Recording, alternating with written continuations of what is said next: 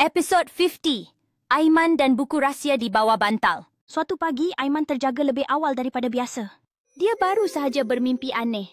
Dalam mimpi itu, seorang lelaki berjubah putih menyerahkan sebuah buku sambil berkata, "Simpan rahsia ini baik-baik." Apabila Aiman bangun, dia rasa sesuatu keras di bawah bantalnya. Dengan penuh debaran, dia mengangkat bantal itu dan terkejut melihat sebuah buku kecil berkulit coklat tua yang tidak pernah dia lihat sebelum ini. Di kulit depannya tertulis perkataan, "Buku rahsia Aiman." Dengan tangan tergetar, Aiman membuka helaian pertama. Di situ tertulis dengan tulisan tangan yang sangat kemas, "Setiap hari, tulislah satu perkara baik yang kamu lakukan." Aiman berasa hairan. Macam diary ke ni? Katanya perlahan.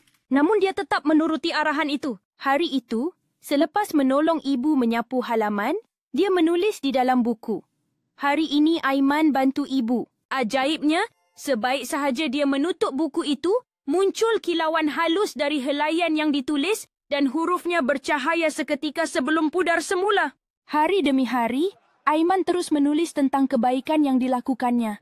Menolong kawan yang jatuh, berkongsi bekal makanan, dan memberi salam kepada guru. Setiap kali dia menulis sesuatu yang ikhlas, buku itu bersinar lembut seperti hidup. Namun pada satu hari, Aiman terlupa menulis. Malam itu dia bermimpi semula dan lelaki berjubah putih muncul berkata, "Jangan biarkan kebaikanmu hilang tanpa dicatat, kerana setiap catatan mengingatkan dunia bahawa kebaikan masih wujud." Sejak itu, Aiman tidak pernah lupa menulis walau satu baris setiap hari. Kadang-kadang dia hanya menulis perkara kecil seperti Aiman senyum pada orang sedih hari ini. Namun semakin lama, dia perasan sesuatu. Setiap kali dia membuka buku itu, dia rasa tenang dan wajahnya semakin ceria. Buku itu menjadi sahabat rahsia yang mengajarnya menghargai perbuatan baik, walau sekecil mana pun. Pada suatu malam, selepas genap sebulan, Aiman membuka halaman terakhir buku itu. Di situ tertulis satu ayat bersinar, "Kebaikanmu sudah cukup untuk menulis satu buku kehidupan." Buku itu kemudian bercahaya terang sebelum perlahan-lahan hilang di tangannya.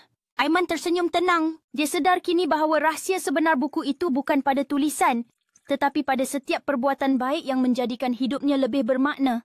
Pengajaran. Kebaikan yang kecil, bila dilakukan dengan ikhlas, akan menjadi catatan besar dalam hidup kita. Tak perlu dunia tahu. Cukup bila hati sendiri menyedari nilainya.